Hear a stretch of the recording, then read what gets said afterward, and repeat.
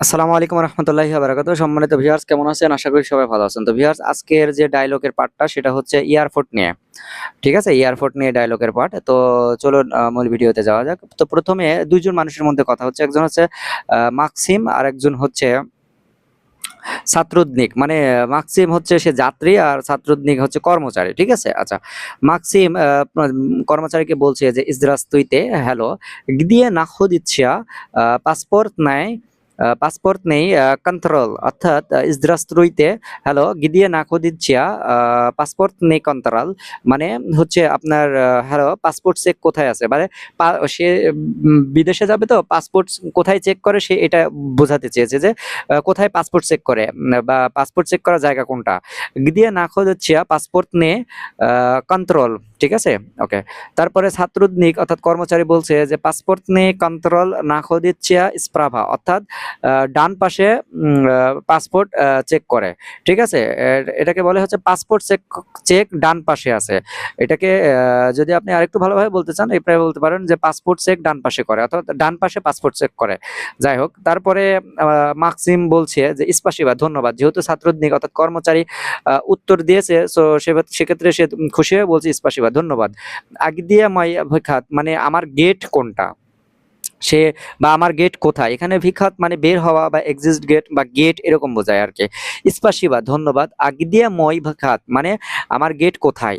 তো ছাত্রদিক বলছে যে মানে আপনার ভিখাত, আপনার গেট নামিয়ের দিসিত, মানে আপনার গেট নাম্বার ১০। ভিখাত নামিয়ের দিসিত, আপনার গেট নাম্বার ১০। আ ভিখাত ভিখাত নামিয়ের দিসিত, আপনার গেট নাম্বার ১০। তখন মাকসিম বলছে যে "সামালিয়ত উজজে প্রিলিতিয়াল", প্রিলিতিয়াল মানে সামালিয়ত, সামালিয়ত মানে প্লেন, সামালিয়ত মানে কি? সামালিয়ত মানে প্লেন।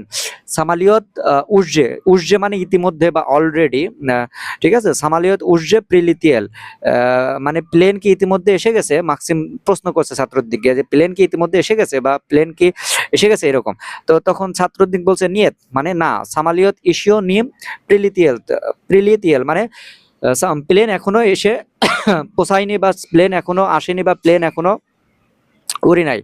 তো "নিয়েত সামালিয়ত ইসিও নি প্রিলিতিয়াল", না, প্লেন এখনো আসেনি। তখন মাকসিম বলছে যে "স্কলকা ভ্রিয়েমেনি আস্তাল আস্তালস", মানে কত সময় বাকি আছে? স্কলকা ভ্রিয়েমেনি, স্কলকা ভ্রিয়েমেনি আস্তালস মানে আর কত সময় বাকি আছে? এখানে আস্তালস মানে বাকি, ভ্রিয়েমেনি মানে সময়, স্কলকা মানে কত। স্কলকা ভ্রিয়েমেনি আস্তালস, আর কত সময় বাকি আছে? তখন ছাত্রদিক বলছে যে প্রিমিয়ার না, প্রায় ৩০ মিনিট, মানে প্রায় ৩০ মিনিট। মানে প্লেন মানে আসা আর ৩০ মিনিট বাকি আছে। প্রিমিয়ার না ৩০ মিনিট, মানে প্রায় ৩০ মিনিট। তো ভিউয়ার্স, ডায়ালগটা আপনারা দেখলেন, খুবই দ্রুত গতিতে বললাম। যাই হোক, এই ডায়ালগগুলো ভিডিও ডেসক্রিপশন বক্সে বাংলার মাধ্যমেই দেওয়া থাকবে। আপনারা ডেসক্রিপশন বক্সে ভালোভাবে দেখে নিবেন। ঠিক আছে? আর আমি স্টুডেন্ট ভিসা এবং ওয়ার্ক পারমিট বিষয়ে রাশিয়াতে লোক পাঠাই।